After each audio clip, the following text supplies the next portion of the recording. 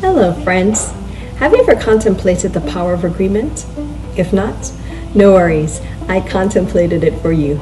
In today's message, I will talk about why this is so important and is a powerful way to pray. When you agree, you basically create harmony and align your thoughts to match the opinion or feeling.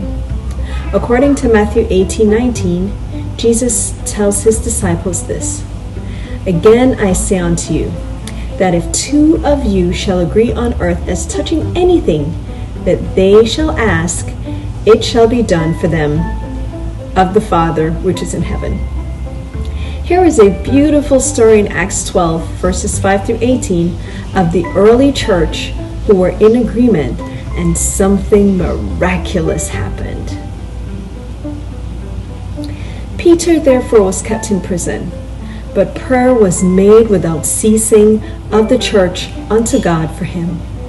And when Herod would have brought him forth, the same night Peter was sleeping between two soldiers, bound in two chains, and the keepers before the door kept the prison.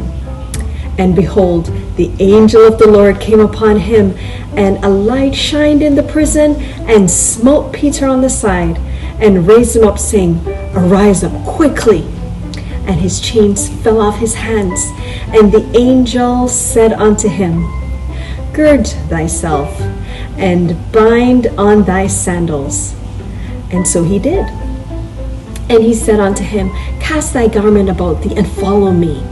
And he went out and followed him, and wist not that it was true which was done by the angel, but thought he was in a vision. When they were past the first and second ward, they came unto the iron gate that leadeth unto the city, which opened unto them of his own accord.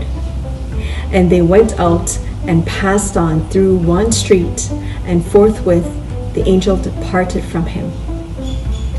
And when Peter was come to himself, he said, "Now I know of a surety that the Lord hath sent his angel, and hath delivered me out of the hand of Herod, and from all the expectation of the people of the Jews." And when he had considered the thing, he came to the house of Mary, the mother of John, whose surname was Mark, where many were gathered together praying.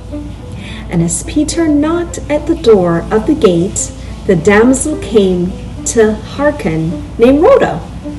And when she knew Peter's voice, she opened not the gate for gladness, but ran in and told how Peter stood before the gate. And they said unto her, "Art thou mad?" But she constantly affirmed that it was even so. Then said they, "It is his angel." But Peter continued knocking. And when they had opened the door and saw him, they were astonished. But he, beckoning unto them with the hand to hold their peace, declared unto them how the Lord had brought them out of the prison. And he said, "Go show these things unto James and to the brethren." And he departed and went into another place. Now as soon as it was day, there was no small stir among the soldiers, what was become of Peter. Key takeaways here. Number one, the church prayed without ceasing, like we were instructed in Thessalonians 5:17. How is that possible? They pressed in from the time they heard the news that he was imprisoned, and they all desired the same result: Peter's release, his deliverance. Ever been a part of a prayer chain? That is where prayer is done round the clock for a specific period of time. People would volunteer for a particular time slot, so it allows a group to pray without ceasing, passing the baton to the next prayer, all agreeing on a particular issue and outcome. this strategy makes praying without ceasing a much attainable task.